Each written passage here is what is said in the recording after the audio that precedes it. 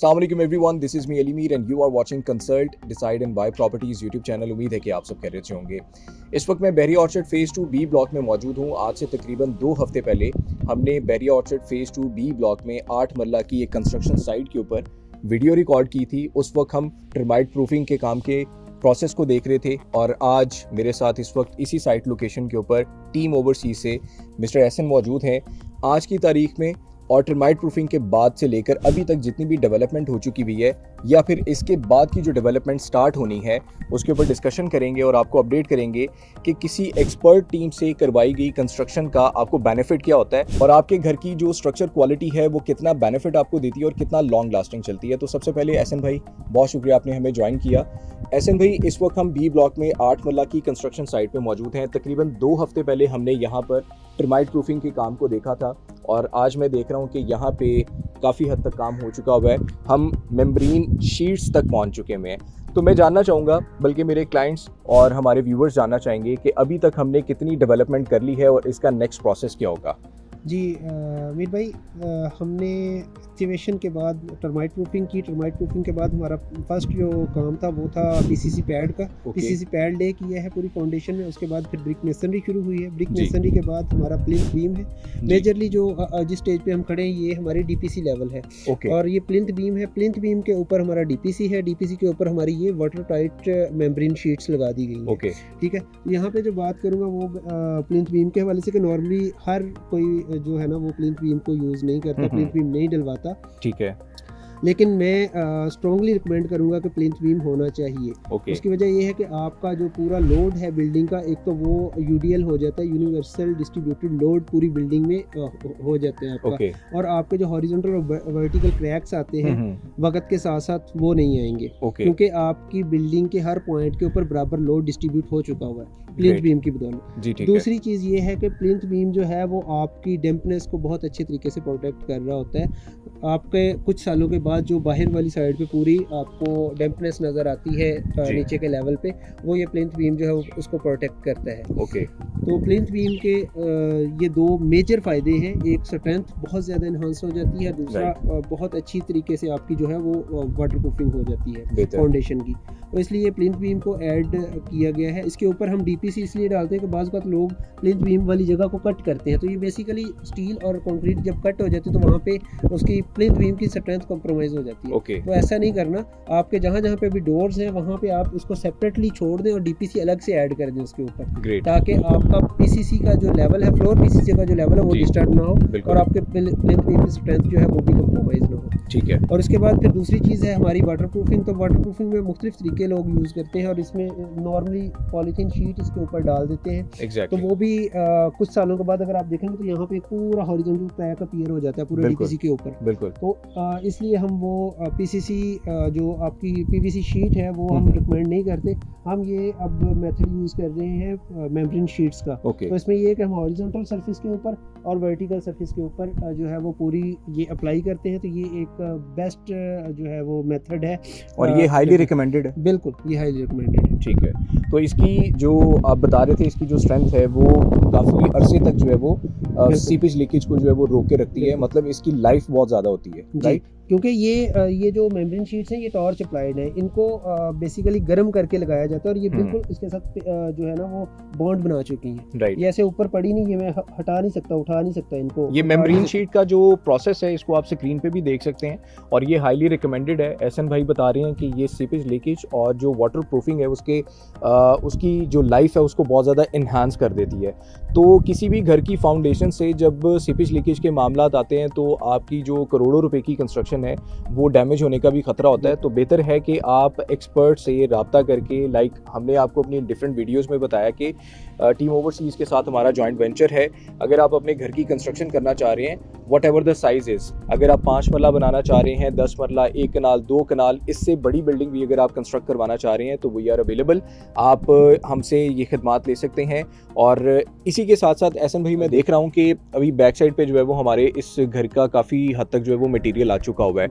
8 मरला के घर की कंस्ट्रक्शन है ये। जी। तो मुझे बताइएगा कि एक तो हम इस वीडियो से पहले डिस्कस कर रहे थे कि स्टैंडर्ड जो है वो तकरीबन 75,000 जो है वो ब्रिक यूज़ होती है, लेकिन टीम ओवरसीज़ के काम करने का तरीकाकार क्या है? नॉर्मली हमें लोग कहते हैं कि हमें ग्रे का जो है वो रेट दिया जाए, या फिर फिनिशिंग के साथ आप हमें बताएं कि क्या पर स्क्वायर फीट रेट आप देंगे। तो इन दोनों में जो कंपैरिजन है, डिफरेंस है, वो मैं जानना चाहूँगा कि स्टैंडर्ड क्या है और टीम ओवरसीज़ किस तरह से काम करती है, और वो कितना इफेक्टिव होता है क्लाइंट के लिए या फिर कंपनी के लिए।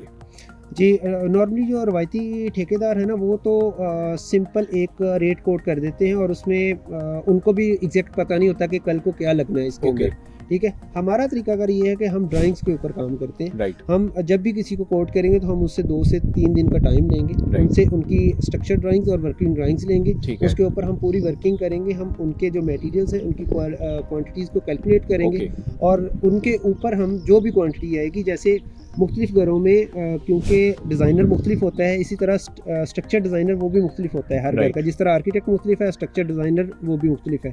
तो हर एक बंदे का जो स्ट्रक्चर डिज़ाइन करने का तरीका है ना, वो डिफरेंट है और उसमें FOS फैक्टर ऑफ सेफ्टी कुछ कम रखते हैं और कुछ ज़्यादा रखते हैं। अगर वो फैक्टर ऑफ सेफ्टी ज़्यादा करेंगे तो डेफिनेटली स्टील की क्वांटिटी बढ़ेगी, और अगर वो कम रखते हैं तो स्टील की क्वांटिटी कम आएगी। और इसमें या तो स्टील की क्वांटिटी अगर ज़्यादा हो जाती है तो और लाइक एक कंपनी है या एक रवायती ठेकेदार है, उसने कम कोट किया हुआ है, उसने 4 टन कोट किया हुआ है और क्वांटिटी 5 टन आ रही है, तो इसका मतलब कि लॉस है उस कॉन्ट्रैक्टर को, उस ठेकेदार को, और वो लॉस नहीं करेगा, वो फिर कोई शॉर्टकट लगाएगा। ठीक है, इसी तरह वो हर एक मटेरियल में कर रहा होगा। हमारा तरीकाकार इसलिए ये डिफरेंट है कि हम क्वांटिटीज़ के ऊपर कैलकुलेशन करते हैं और उसके बाद हम ब्रांड नेम लिखते हैं हर चीज़ का, और उन ब्रांड्स के ऊपर हम रेट कोट करते हैं। बड़ी इंपॉर्टेंट चीज़ बताई है एहसन भाई ने कि अगर आपको कोटेशन मिली है 4 टन की और आपकी रिक्वायरमेंट है 5 टन की, तो डेफिनेटली फिर क्वालिटी के ऊपर कॉम्प्रोमाइज़ हो जाएंगे।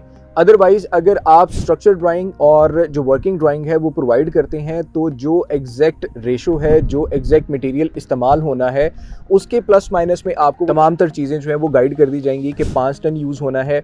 इसमें ना तो क्लाइंट का नुकसान है, ना ही कंपनी का नुकसान है, क्योंकि रिवायती ठेकेदार की बात की एहसन भाई ने कि जब रिवायती ठेकेदार को नुकसान पहुँचने की खदशात होते हैं तो फिर वो क्वालिटी के ऊपर कॉम्प्रोमाइज़ कर देते हैं, लेकिन कंस्ट्रक्शन आपको हैंड ओवर कर देते हैं। उसका पता आपको कंस्ट्रक्शन होने के बाद पता चलता है, जब आपके घर की डैमेजेस होना शुरू हो जाती हैं या फिर क्रैक्स आना शुरू हो जाते हैं, या फिर आपकी जो कंस्ट्रक्शन की क्वालिटी है वो बुरी तरीके से जो है वो ख़राब हो रही होती है।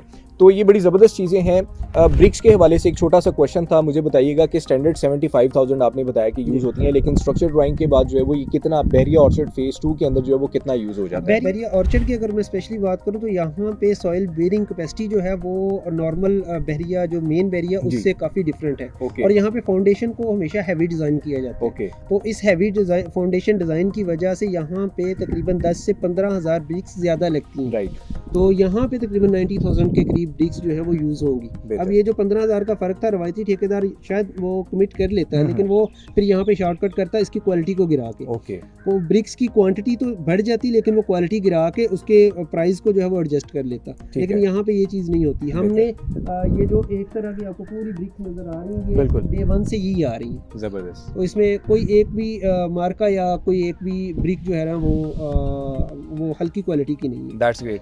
एहसन भाई, अब जानना चाहेंगे कि ये अभी मेम्ब्रेन शीट्स का जो काम है वो हो चुका हुआ है और आगे हमने मेसनरी की तरफ जाना है, तो नेक्स्ट स्टेप्स क्या होंगे कंस्ट्रक्शन के? जी भाई, इसके बाद जो हमारा नेक्स्ट स्टेप है वो है बैकफिल का। अब बैकफिल के लिए अगर आप दिखा सके तो पीछे ये गस्सू आ चुका है। मैं अपने कैमरामैन से रिक्वेस्ट करूंगा कि ये जो इस वक्त गस्सू है ये दिखाएं, और फिर इसके ऊपर भी एक बड़ी इंपॉर्टेंट चीज़ जो आपने वीडियो से पहले यहाँ पे बताई उसको भी डिस्कस करेंगे।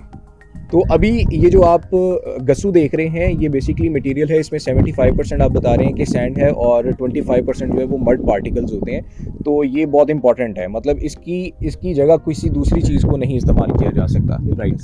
तो बिल्कुल ऐसे ही है कि ये जो गस्सू है, इसको जब भी पानी मिलेगा ना, तो अब मैं एक और टेक्निकल बात बताने लगा हूँ कि सैंड को जब पानी मिलता है ना तो वो फैलती है, और मट्टी को जब पानी मिलता है तो वो सुकड़ती है जी। तो ये बेसिकली 75% सैंड है और 25% इसमें मड पार्टिकल्स होते हैं, सिल्ट पार्टिकल्स होते हैं।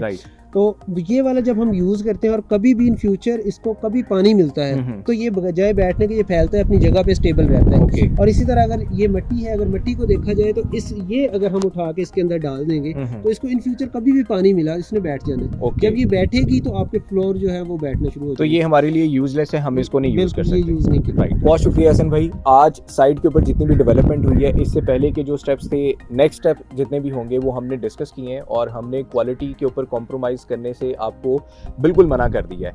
सो इसके लिए आपको हमें रब्ता करना होगा, +9233114600 ये हमारा नंबर है। इस नंबर पे आप रब्ता करें और टीम ओवरसीज से अपने घर की, अपनी बिल्डिंग की कंस्ट्रक्शन करवाएं और इंशाल्लाह आपको क्वालिटी भी पसंद आएगी और हमारे काम करने का अंदाज़ भी आपको पसंद आएगा। हमने आपको लास्ट वीडियो में बताया था कि इस घर को हम एक मॉडल हाउस की सूरत में आपके साथ शेयर करते रहेंगे डिफरेंट वीडियोज़ में, और आप हमारे यूट्यूब चैनल पे इस घर की कंप्लीशन तक ये तमाम वीडियोज़ में वो देखते रहेंगे, जिसमें हम आपको मरहलावार तमाम तर डिटेल्स में वो गाइड कर रहे होंगे।